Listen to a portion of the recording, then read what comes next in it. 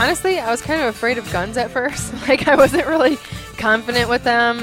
Me and Jason Matzinger were actually having this conversation the other day about how we need to reform and redo hunter safety. It should be not just hunter safety, it should be teaching archery, teaching weapon safety, teaching animal identification. That's another thing too that I'm very fortunate to have, is my job kind of prepares me for hunting season. Navigating kind of in the backcountry for 6 months at a time. We're pretty much living in the bush on the ground. So one of the states that I found that was really nice that had a lot of over-the-counter opportunities was Idaho. They have mountain lion, bear, blacktail, whitetail, mule deer, elk, antelope. There's so much training that you have to do even before the fire season starts. So you have to make sure you're used to elevation, you have to make criticals, you have to make sure that you're training and you show up like work ready, because if you can't keep up with the crew, you're just going to hold them back. I'm known as like the nomad, so my plans change like on a monthly basis, I would say. Hey guys, this is Lexi Quinn with Life Beyond Limits Official, and you're listening to Living Country in the City. Y'all ready for your dose of flyover state spirit?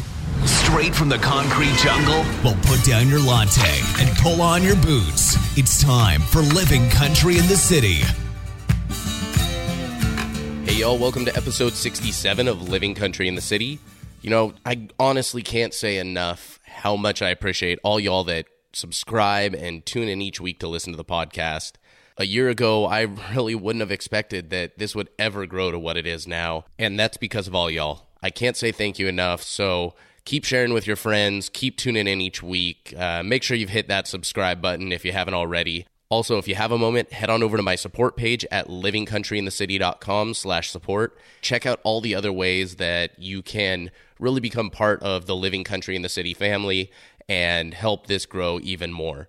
Also, a huge thank you to Sawyer Products for sponsoring the podcast. You know, I've just got back from my month in the desert for festival season, and I'll tell you what, when you spend pretty much an entire month out in the baking sun, you really learn to appreciate those small products that kind of make life a lot more bearable. Stuff like a water bladder when you're walking around site all day long, or especially sunscreen and bug spray. And you know what? Sawyer has been making these awesome products for over 30 years. They are a household name for a reason. So make sure y'all check them out at Sawyer.com. A lot of fantastic products that not only work for festival sites, but they are fantastic in the outdoors as well. So getting to today's episode, once again, back at the Western Hunt Expo, I got a chance to sit down with my good friend Lexi Quinn. She is an outdoors woman, a wilderness firefighter, and we got a chance to talk about hunting and her life as a nomad. Had a lot of fun talking to her as the Hunt Expo is winding down, so hope y'all enjoy this episode. We are here. It is officially after the Western Hunt and Conservation Expo. We are hanging out in the lobby right behind is that a mule deer? I can't tell from the front. I'm assuming that's big enough to be a mule deer. It looks like a whitetail. Is it? I don't know. I've really never seen either up close, so. It's a little less chaotic out here than inside, where everybody's breaking down, running their tail off. Yep, but final podcast of the expo here on Sunday. Having a good time. I'm hanging out with my good friend Lexi Quinn of Life Beyond Limits, and we just felt like kicking back and talking a little bit about hunting and the outdoors and all of that good stuff. But Lexi, thanks so much for sitting down. Yeah, no problem. Gives you an excuse to get out and not have to help tear down a booth. Yeah, too, no right? kidding. Out of the chaos. I've been in it all for the past 8 shows, so I'm ready to be done now. So I always like to start out with just kind of your background. How did you first start getting interested into hunting? And you have a little bit different of a background than probably some of my guests, but let's start with the hunting aspect of it. Like, how did you first initially get into hunting? So when I was younger, I grew up in central Wisconsin, just south of Green Bay. My dad was always rifle hunted, so it was me and my brother, my sister, and my dad that would go out when I was younger. And then when I was about 12, I joined a club and got into archery and was pretty good at it, so I stuck with it, kept going to the club meetings every Wednesday night, and then started shooting more and more, and I finally got my own bow, started doing 3D tournaments and going around to the local archery shops for tournaments, stuff like that, so I kind of just went from there. I moved down to Missouri with my mom when I was like 16, and then I got a job at Megasports as a bow tech. One of my coworkers taught me everything I know about bows, from the science to it, for how they work, how to fix them. And then I started bow hunting when I was about 16, so kind of went off on my own by myself wherever I could, public land, friends' land, private land. And I've been kind of traveling on my own and hunting on my own ever since. So it's kind of a unique direction. It's not often people skip rifle completely and go straight into bow hunting. Yeah. But you have all that archery background, all of that. And what was it? I don't know. What was it that really drew you to archery initially? Honestly, I was kind of afraid of guns at first. Like, I wasn't really confident with them, and I didn't really have my dad didn't really have much time because, it was just he was working a ton, didn't have a lot of time to, like, go out and shoot. Plus, we didn't have our own land or anything. We didn't have a cabin that most people in Wisconsin had or anything like that. So we didn't have a lot of opportunities to go out and shoot because there wasn't a lot of gun ranges in the area. And I was really good at archery, and it was something that I felt that I was good at on my own. I liked the challenge of it. I liked the science behind it. I liked the old school part of it. I'm part Native too, so it kind of made me get closer to my roots, I guess, to be able to do something like that. Plus my parents never did it, so I thought that was pretty cool that I knew how to do something that they didn't. So made me feel pretty good. Definitely a little pride in learning something. Yeah. I mean, to some extent, that's one of the things I love about getting into hunting too, is I don't have any background in it, and I do take pride in the fact that especially if you can teach yourself. It's more rewarding when you spend all the time learning yourself, and it's not just something that is an automatic thing. It's something that you work for, something that you can get better at, and it's something that is really it's really true to you, and it means more to you when you put so much time and effort into it yourself. So no, absolutely. So were you pretty much solely compound bow or compound? I've done traditional. So there was a lot of trade shows in Wisconsin, especially in the area that I lived in. So I was that nerdy girl with braces that had her little Fred Bear bow walking around. There was like a pop-up tournament that they did, and I ended up winning twice, and then that's kind of how I got my name out there, I guess. I won like a cool little plaque, so I thought I was cool, I was 16. I was a girl. Girls don't typically hunt, especially not that long ago. I mean, there's a lot more women in it now, but then it was kind of not really heard of that much, so I thought it was pretty cool. So you got into archery, started hunting at 16 and trying to get away from people. I think we've had plenty of discussions that neither of us like people. Yeah, exactly. Especially after a long weekend with being doing around craziness. Nothing but interacting with mass amounts of complete strangers. Yeah. But so, you started getting into hunting, getting away from people. What then takes you from then to now? So from then to now, I have pretty much been a part of the hunting industry. Like I said, when I was younger, I just walked around all the trade shows by myself, so people started to recognize my face. And then I'm a very outgoing person. I've never been extremely shy, so I just talked to everybody, talked to them about their product. I bought a ton of stuff, wasted all my money on like shirts and random bow stuff and stuff like that. So I kind of just got to talking to people. I'm, like I said, pretty outgoing, so I was able to help a couple companies with like sales. So I would just work people's booths for them for a couple years, and that's how I got more involved, more opportunities with hunting in different states as well as Wisconsin. So I've been like Ohio, Tennessee, South Carolina, all over the Midwest and the West.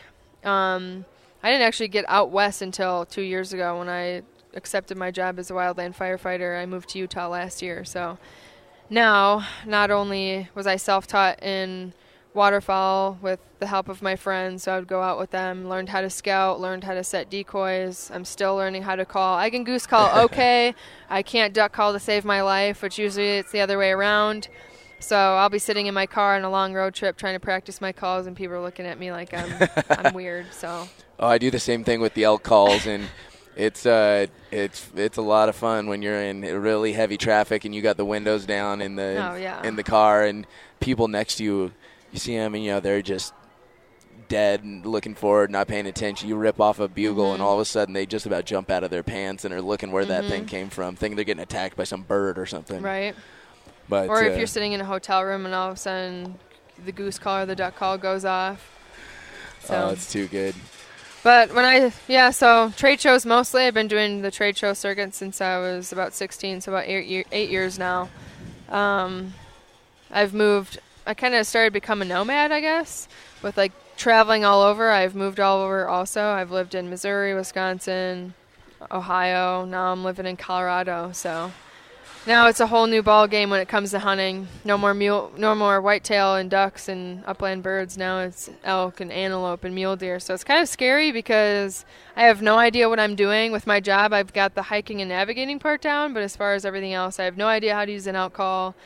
I don't even know what they call it, but it's a big horn that you blow into. The bugle tube. The bugle tube. Or, I mean, a lot of different names for them. Grunt tube, bugle tube, Yeah. But yeah. I have to figure out how to learn that.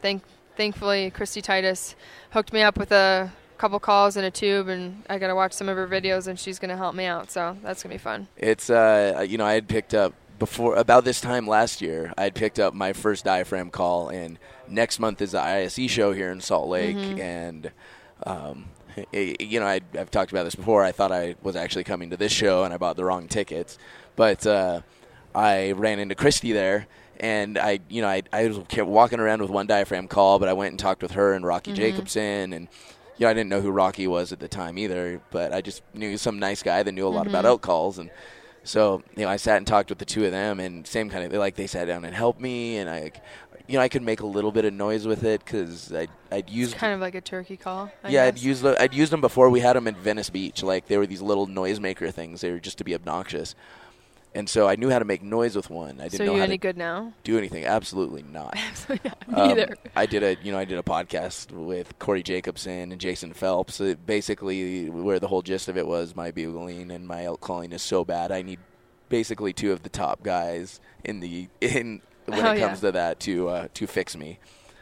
And actually that might be a good one for you to listen to because we really go through it. I mean, admittedly, we went through it as basic as like, okay, I've got this thing, which side's up, you know? I was stuck in the dark energy booth all weekend, so I unfortunately didn't get to go to Corey's seminar.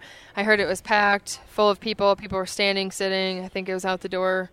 So I'll have to catch up with him somehow and get some advice. Watch the video afterwards too. Yeah, go check that out. Hopefully, I'm sure there's a video of it somewhere. Oh yeah, but it's very unique, and it's fun to talk to someone else that's kind of like almost in the same spot that I am, where it's like, I admit you have a little bit more background in it than I do. You've done some hunting, but I mean it's a different beast getting the big game, and there's so much to learn, and there's just so many rules that you don't even think of, like just looking at it on the legal standpoint. Like you have to put in for preference points, you have to draw tags in certain areas. Some states are over the counter, some like tags are non-resident, some are really expensive, some area you're dealing with massive amounts of land instead of like in the Midwest where it's like, oh, here's a couple, 10, anywhere from 10 to 100 acres of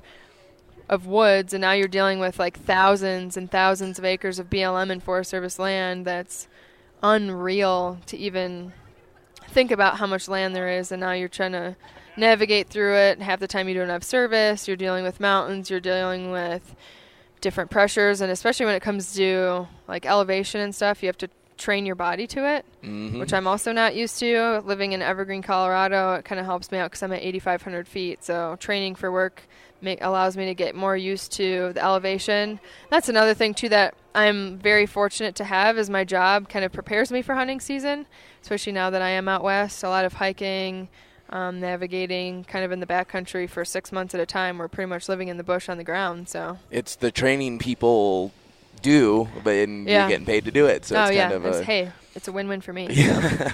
So tell me a little bit about your job as a wildland firefighter. Oh, it's so much fun. So I started when I was 16 on a volunteer department, and then when I was 18, I was like, well, I've got 2 years in, might as well go to school for it. So I did. Spent 5 years going to school for structure, EMT, got every cert that I could possibly get. Ended up with a degree in applied fire science as a fire specialist. So I graduated about 2 years ago. Worked on a department part-time, and then I kind of got sick of all the medical stuff. It just wears on you after a while, and I was more in it for the adrenaline and me being a pyro, I wanted more fire in my life, I guess. So I was like, okay, what can I do different? And there was a friend of mine that was talking about Wildland, so I kind of piqued an interest about that, started taking some classes for that, and I had, at the time I was going to school, I was graduated by May, and then I was working a full-time job, and then I was bartending. I had a house, I had my dog, and I just woke up one morning and I was like, I need something else. I want to do something else. This isn't enough. So I threw everything in a storage unit, and I brought my dog to my mom's, and she's been kind enough to watch her for me, and I miss her every day. But I decided to take a job with the Forest Service in Utah, working on an engine last year, and I've never been out west before. So, like, driving from Wisconsin out here, I was, like, looking out the window. I swear I almost wrecked at least 5 times because I couldn't stop staring at the mountains because I've never seen them before. I had never been out west anywhere before. The farthest I've ever been was Montana, and I was, like, 5 years old, so I didn't remember much of it. But I ended up in Colorado now. I worked a season last year, and it was very different. You're working with a bunch of guys. Sometimes there's a couple girls, which is awesome. Just how they do things is so differently. It's just crazy. So the first time they asked me to sleep on the ground, I was like, okay, we'll set up a tent, have all my stuff in there. And I'm looking around me, and there's like, I'm trying not to look like an idiot. I'm trying to look cool, I want to look cool on my first fire crew. Especially with a bunch of guys. Super experienced. Oh, yeah. I had no idea what I was doing. So everybody else, like, I'm setting up my tent, and I look around me, and everybody's setting up, like, hammocks, and they're throwing out a tarp and a sleeping bag on the ground, and I was like, do I really have to sleep like this outside? Like, what about the animals? What about the bears? What about the deer and the bugs and whatever? Like, I'm not a huge girly girl, so I don't really care about bugs, but it's, if you go camping, you're typically in a tent. Yeah. So I wasn't going to be the only loser setting up a tent, so I just did what everybody else did. We were doing a prescribed burn, so we just camped pretty close to where we were burning because it's just more convenient. Because when you're dealing with the mountains, that's another thing that you kind of have to learn is things are farther away. You may be looking at the mountains, but it's going to take you 3 to 4 hours to get up there. So we just camp everywhere we go. So I laid out my tarp in my sleeping bag and slept under the stars, and it was actually amazing. It's a feeling that I can't explain. You kind of have to just do it, just the sounds and the experience. We woke up freezing our butts off. So I've run a floorless tent. I run a Kafari Sawtooth, and I love that tent. That was a different experience. Definitely. You get used to a lot of things, and same thing, bugs don't really bother me. I mean, I obviously don't want any spiders or scorpions crawling in my boots in Arizona or anything. Yeah. But you gotta stuff your socks in your boots. Yep. That was one thing I did learn. Somebody warned me, they're like, if you don't want any creepy crawlers in your shoes, or if you don't want your shoes to disappear, you put them on top of your tarp with your socks in it so nothing can crawl in it. And I was like, okay, that's gonna be interesting. I wasn't even thinking about things crawling in my shoes until you told me to do that. Yeah, thanks for that. Yeah.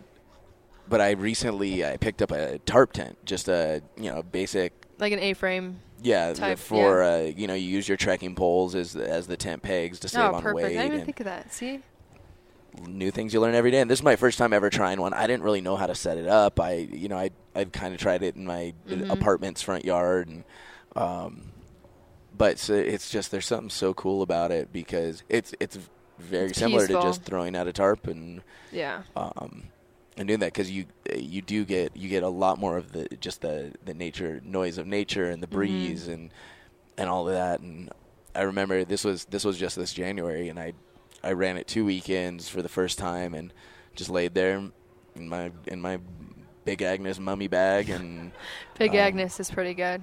Yeah, and I just sat there and watched the stars, and that was actually a really cool trip for me too because talking about fire, I've built fires campfires my whole life as a kid. We'd go camping. And it is what it is. You but go to the we're used to fire pit. Camping and I'm used to camping big RVs and campers, pop-up campers, stuff like that. So I never really got the tent experience as a kid. Yeah. Plus, you have these big, massive, heavy tents, and what we use in the Forest Service is just 60-second tents, which wasn't actually that hard to set up because it's similar to a turkey blind. And I tried to explain that to a couple of guys out there, and they're like, "What's a turkey blind?" And I was like, okay. I was like, well, it pretty much just pops up the top and then out the side. So it's pretty simple. We're usually in a hurry in the morning, so we'll wake up at like 6 in the morning, go to we'll have a breakfast, we'll have a crew briefing. You'll send a couple guys, so the whole crew doesn't go, but you'll send your supervisors and the lead roles to go listen to the briefing, and then you'll get briefed afterwards as to what your duties are for that day. So as far as fire season works, we're usually on the line for 2 weeks at a time. We'll get a couple days of travel depending on how far we are from home base. And then you get 2 R&R days, whether you R&R in place or whether you go home or not. So you're pretty much if you live away from where your duty station is, you're looking at no social life all summer. So you're going to be sacrificing all that time because realistically, you're only getting I probably averaged 4 days off a month last season. Yeesh. From May until the end of October. So you pretty much have to sacrifice your summer. No more fun, no more camping, no more boating, no more jet skiing, which is fine because I'm off the rest of the year. I get to go travel. I get to go hunt. My job isn't easy at all. Most of it's mental because you wake up at 5:45. You have 5 minutes. Like on a hot shot crew, which is what I just got on now, you have 5 minutes to wake up, get dressed, pack your bag, throw it on the buggy, grab water, grab Gatorade for the day, and be ready to roll and go to breakfast, and then you get your assignment for the day. And we're literally boots on the ground all day long for 16 hours a day, in the heat. We have long green pants and a long yellow shirt, so it's hot. And you have to hike fast. And there's so much training that you have to do even before the fire season starts. You have to make sure you're used to elevation. You have to make criticals. You have to make sure that you're training and you show up work ready, because if you can't keep up with the crew, you're just going to hold them back. I mean, talk about preparation for hunting season. Jeez. Oh yeah. That's some serious stuff. You're definitely not going to be the person that's going to have trouble getting Hopefully up before not. gray light to hike out to a spot and be there to glass when the sun's coming up. But the best part about it is you wake up in the morning and you bust out your jet boil, you make your instant coffee, and I don't take my coffee black because it's disgusting, I think. I'm trying to wean my way or get rid of my sugar intake completely because it's bad for you. But so I typically don't have access to cream and sugar. So what we do is we have our instant coffee, heat up some water, and just throw some hot chocolate in it or something. So I'm trying to find another alternative, because hot chocolate has a lot of sugar in it. So I've got one, if you haven't tried dark timber coffee. I haven't. They make these. They're basically kind of like tea bags, and you drop those in, and it's fantastic because it's not freeze dried coffee, so it tastes about 10 times better. Yeah. And then I use these things called fat coffees. Okay. And if you've ever had bulletproof coffee with the butter and the heavy cream. Oh yeah. So I'll do those, and they're just these little tinfoil packages that. How's it going, guys? They're just these little tinfoil packages, and they're preserved, so you don't have to refrigerate them. Right. And you pull them out, you drop them in the sounds coffee in the good. jet boil, and it's they're I tasty. have to try that. So there's a lot of companies out there. One of my good friends, Hot Shot Brewing, makes his own coffee, and he's got a new system out there. It's like a French press. It's packable. It's small. It's lightweight, because that's a huge thing for us is weight. Mm-hmm. He's got a dark coffee, medium roast. He also has this pour over system that goes over just a single cup, and it's so convenient because I don't know. I guess you don't think about it when it comes to making coffee out on the fire line. I guess it gets kind of complicated. You get grounds in it. It doesn't taste as good. It's kind of watery. Yeah. But for a really good cup of coffee, which we actually, if I don't have coffee in the morning and on the fire line, I am going to be crabby for the rest of the day. That is our go juice. So we need a good strong cup of coffee. I definitely recommend. I'll send you a couple links to Dark absolutely. Timber and the fat coffee. The Dark Timber. You have to try Hot Shot Brewing too. Okay. I'm always game for different. I love little treats and whatnot. But I actually end up taking those. I'll take those a lot of the time if I'm rushing out of the house to work and I don't have time to do the full French press. We're all about quick and convenient. and grind, or if I'm going to the archery range or whatever and I don't want to sit and wait for it, I'll just grab a couple of those. They're called ascent packs. I'll drop them in. I have the boiling water, and I run out, and by the time I get to the office, I got it's ready to go. Fresh brewed coffee. Sometimes you got to kind of squeeze them out a little bit, or otherwise it will be a little weak. Yeah. But yeah. You just use whatever More utensil flavor. you got. But on that note, let's take a quick moment, pause to hear a word from one of my partners. Hey y'all, as hunters, we are constantly on the move. Whether it's a scouting trip, heading to the range, training for the hunt, or searching for sheds, providing the fuel to sustain this high-intensity lifestyle requires top-quality food options, and you shouldn't have to compromise the quality of your nutrition when you're on the go. Rugged Meats is here to provide superior nutrition anywhere or anytime, no matter what the hunt is throwing at you. Their snack sticks are made from 100% free-range, wild-caught, forest-raised boar, and all products are guaranteed to be free of any added nitrates, MSG, and gluten. Plus, they come in several different flavors and options so you can find the best way to power your pursuit. Check out the Rugged Meats website and get 10% off all purchases from Rugged Meats by visiting our partners page at livingcountryinthecity.com/partners. All right, so getting into hunting. You've never gone big game hunting before. No. I mean, I went bear hunting in Canada once, but that's tree stand baiting, kind of, similar to the Midwestern style. But as far as like spot stock or running and gunning up the mountain, no, haven't even. Packing in the whole thing. You've never done that. Never packed out an animal. I've never gutted I've got a deer out in the field, but nothing like as big as an elk or an antelope or anything like that. So we're going into 2018. Have you started figuring out your what you want to do, where you want to hunt, what you want to draw? So I am probably going to end up hunting at home, back home in Colorado, depending on when I get laid off for fire season, which this year I just took a position in Northern California in the Modoc National Forest on a hotshot crew. So we're going to be extremely busy this year. So who knows what's going to happen? Who knows how fire season's going to end up? How busy we're going to get. So I could get laid off anywhere from mid-September to the end of December. So I'm kind of playing it by ear. I'm going to try to elk hunt towards Evergreen, Colorado, I guess. Somewhere in Colorado I'll end up. I'm also going to hunt with a couple friends in Wyoming for mule deer and antelope. So I am going to be working with a friend of mine when I get home from trade show season to figure out how preference points work, how putting in works, because I think you have to do it by May. Sometimes I think it's even by April. And each state's going to be different. Yep. And this is where I've talked. I did a recent podcast with the guys over at Go Hunt, and we talked a lot about this, and it's tough because I was kind of in the same spot where I'm like, I just want to focus on these one things. But, right. You got as of the day we're recording this, it's February 11th. On the 13th, the I believe elk and antelope draw closes for Arizona. Right. And that's one of those ones, that you might want to look into putting in for. And it opens up buying that license. People are probably sick of me preaching about this tag, but I love it so much. Yeah, you have to buy that license, and then, but that gives you the opportunity. You can pick up late season archery tags, and that archery tag is good for January.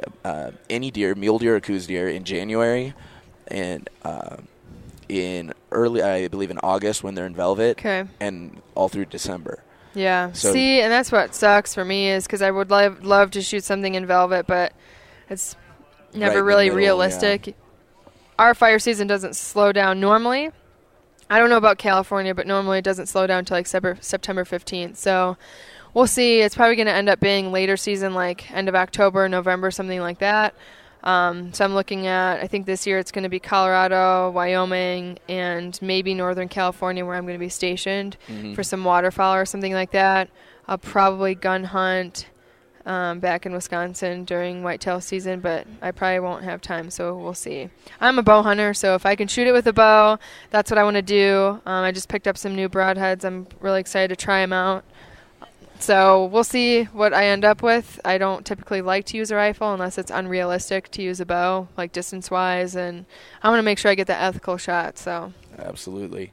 So what, as far as kind of figuring out the units you want to hunt, and figuring out states and the tags you want to put in for, and kind of your strategy. Have you started using any tools, anything like that? I for sure use Onyx Maps right now. I'm just going to stick to states that I've been to, and I kind of know what the terrain is going to be like, and just talking to friends, and I'm going to have to do some scouting of my own, what I can do before I go. I'm just going to stick with the states that I know for now. So Wyoming, probably Colorado, maybe Utah. We'll see. Well, there you go. But yeah, it's a tough thing because I was in that spot last year. I'm still in that spot this year where it's like, okay, I want to be able to focus on these things that I know, but then I know, okay, I'm going to want to be able to either hunt this other species or hunt this other state in 3 years, in 5 years, in 10 years. Just from what I know, I kind of try to stick to states that's more reasonable, too, with a lot of public land. Colorado has a ton. Wyoming has a ton. Idaho has a ton. A lot of your draw states are going to be like Arizona, New Mexico. Utah is really hard to draw on. Montana. Wyoming can be pretty difficult to draw to. One of the states that I found that was really nice that had a lot of over-the-counter opportunities was Idaho. They have mountain lion, bear, blacktail, whitetail, mule deer, elk, antelope, everything that you can possibly think of. Plus the prices are pretty reasonable. And I've been in Idaho a ton, so I would probably have a general idea of where I would want to go. They have Merriam turkeys also, which is a dream bird of mine, actually.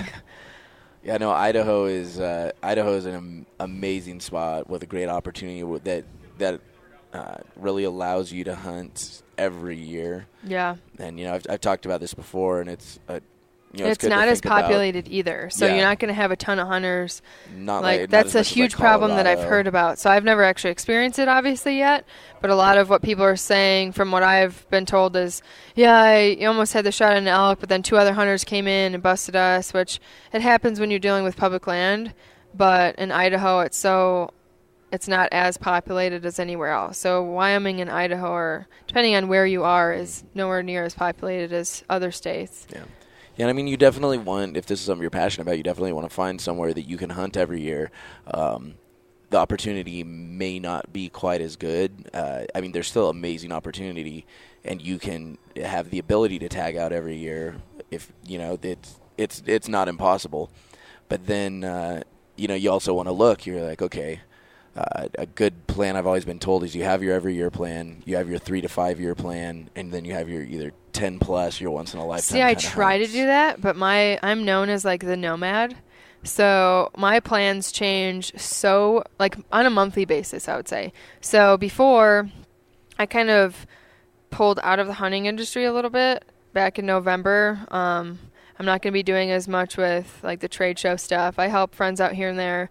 I don't have any sponsors anymore. I used to run a YouTube show, Untamed and Unleashed, but it was all about me and, my hunts. And I do self-filming and videography for other people as well as photography. So I kind of got out of that, and I rebranded into Life Beyond Limits Official, which is basically going to be about, stepping out of your comfort zone and stop making excuses as to why you can't do something, or trying to make an excuse as to why something's unrealistic or unaffordable or stuff like that. Because so many people are just settling and just trying to convince themselves, I'll never be able to afford that. I'll never be able to take time off work. I'll never be able to do that. And it's boils down to everybody has a different opinion on how life should be lived. And as long as you follow your own path and your own gut feeling about how your life should be lived, you're going to be fine. You're going to find happiness. You're going to find success. You're going to be able to do things that you never thought you would be able to do, or do things that people try to tell you that you'll never be able to do. So I've rebranded it into not only hunting, but like just traveling, especially women who are afraid to travel outside of the U.S. because it's too dangerous, because we've been brainwashed to think that. And yes, it's dangerous, don't get me wrong, but as long as you're street smart and do your research, you're going to be able to go do those things like backpacking across Spain, or going to Ireland and Scotland and going bird hunting like I'm planning on doing, anything like that. So I'm basically going to be giving advice, writing blogs, and helping people go do that, even if I go with them. So as soon as I started doing that, I've had a lot more opportunities come my way. My plans have changed. I've moved at least twice in the past 4 months, and I accepted a new job now, so now I'm going to be in a different state. I have a hunt in New Zealand planned in December for tar. So we have a friend of mine has a friend that's getting married, so we're going there for a wedding, and then some other friends of ours are going to drop us off in the mountains, and we're kind of just going to wing it. Nice. For 5 days. So they're going to drop us off, pick us up. That's going to be an adventure in and of itself. I'm going to have to find a pack. So I was walking around the show, at Sheep Show I was walking around, and I was walking around here in Salt Lake just testing out different packs and getting fitted. And I haven't made a decision yet, but we'll see. I'm going to stick to lightweight. If you haven't checked out Climate, have you heard of Climate before? Yeah, familiar with So Climate, they for sure. have amazing. I use it for fire season because we're sleeping on the ground for 6 months out of the year. So I want to have something comfortable, something durable, something that's packable and lightweight. And they have the most amazing foam pads, sleeping bags. So I don't know about you, but that was another thing from last year. I got so claustrophobic just in the tiny little mummy sleeping bag because I've never slept in one consistently like that. Yeah. And I'm a side sleeper, so I like to spread out a little bit. So I get so shoved in there and so claustrophobic. But Climate has ones that has one that stretches out a lot more, so it's more comfortable. Plus they pack down to really small. Nice. And they weigh less than a pound, some of them.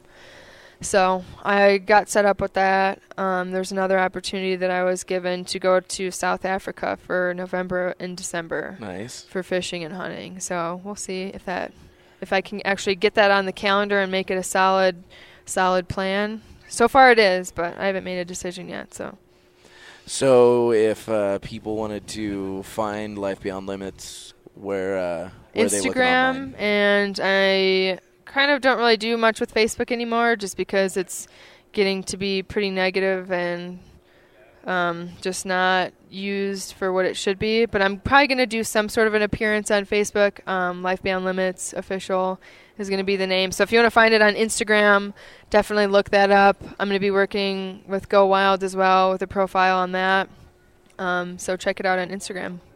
Instagram is where most of everything is going to be. You're going to be seeing the inside details on my fire season, things that normal people don't ever get to see, and as well as hunting adventures. So there you go. And so speaking of Life Beyond Limits, a little bit what we talked about, this podcast is really pointed at folks that are new to hunting Mm-hmm. or may just not have the background or access or the resources. See, and that was me when I started. I never had land. I never had, a ton of guns. Everything I have, I've bought myself, so I've worked for. So it's taken me a while to save up. I've shot Matthews my whole life, but it wasn't until I was 17, 18 where I could actually afford one of my own. And now that's the only bow I ever have. So I'm going to be redoing my website right now. It's still under Untamed and Unleashed. If you guys remember seeing that on Instagram, you guys probably followed me through Untamed and Unleashed, but it's now Life Beyond Limits Official. I'm going to be redoing my website. It's going to have a ton of blogs on how to just get your foot in the door from being a non-hunter to just doing some research on the education, like animal identification and how to hunt and how to scout your own land, stuff like that. Me and Jason Matzinger were actually having this conversation the other day about how we really need to, as a sportsman's group, just in general, country, nationwide, how we need to reform and redo hunter safety. So it should be not just hunter safety, it should be teaching archery, teaching weapon safety, teaching animal identification, and how to take an appropriate trophy photo, how to treat each other as sportsmen online appropriately, and how to support each other and be more supportive and not so competitive, I guess. Mm-hmm. So I really hope that something comes from that, educating people more about the Wild Sheep Foundation, the Mule Deer Foundation, RMEF, stuff like that, just getting more people involved, because you have how many hunters in the United States probably? What would you guess? Oh, geez. A couple million? Sadly, somebody just told me this number the other day, and now I can't remember it. But, yeah, I wouldn't even be able to tell you. Yeah, so I would probably guess anywhere from 3 to 6 million hunters. I know there's 600,000 gun hunters just in Wisconsin. So, but to have that many hunters and only 300,000 involved in these like RMEF and Ducks Unlimited and Wild Sheep Foundation, stuff like that. Like, just because you live in the East or live in the Midwest doesn't mean that you can't educate yourself on, we're one nation. So, what affects the West affects the East in the end. So I think we should be more educated on it.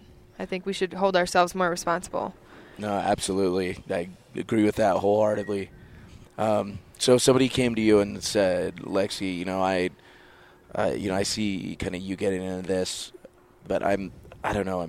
I just feel super intimidated. Like I said, I have no background or whatever. If somebody came to you and said that, what advice would you give them? I actually was put in that position before. So when I was a bow tech back in my younger years, there was so many women that would come up to the booth or the desk or whatever, and they would be too afraid to shoot the bows because they're like, oh, I can only pull back 20 to 35 pounds. And I was like, don't worry, we all started there.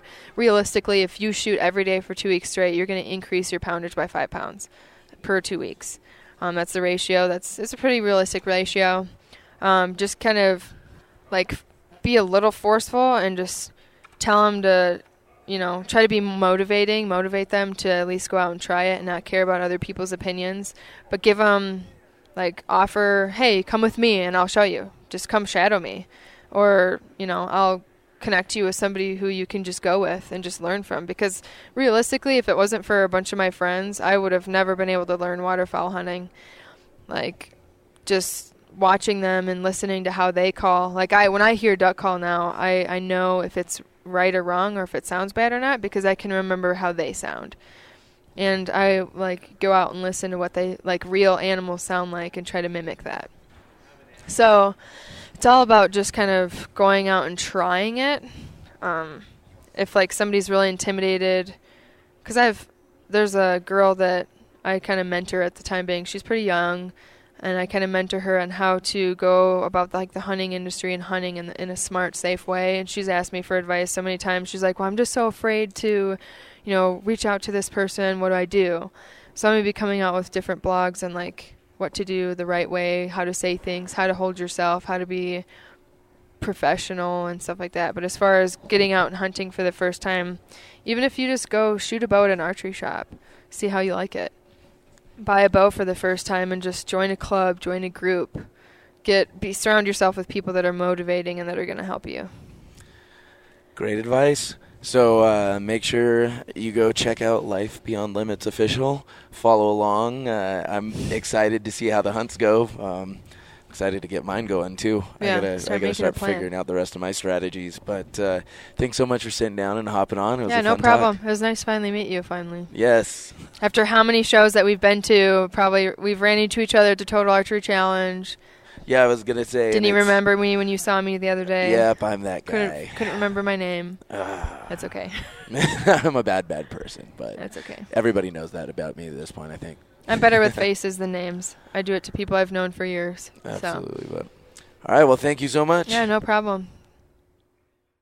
All right, y'all. That'll do it for episode 67 of Living Country in the City. Make sure y'all head on over to my show notes page at livingcountryinthecity.com/67 to get links to all of Lexi's socials and everything we talked about in today's episode. Also, before I go, I've got an exciting announcement to make. I am working on putting together a 3-week road trip where I'm driving around a lot of the western states and hopefully getting to visit some of y'all, visiting my friends. Keep an eye out on my Instagram and the calendar page of my website for more info on that. If y'all are going to be around and anywhere near where I'm headed, make sure y'all hit me up. I'd love to meet anyone, maybe grab a beer, have a little mini pint night. But in the meantime, keep it country, y'all. Thank y'all for listening to Living Country in the City. Get show notes and check out the blog, product reviews, events, and more at livingcountryinthecity.com.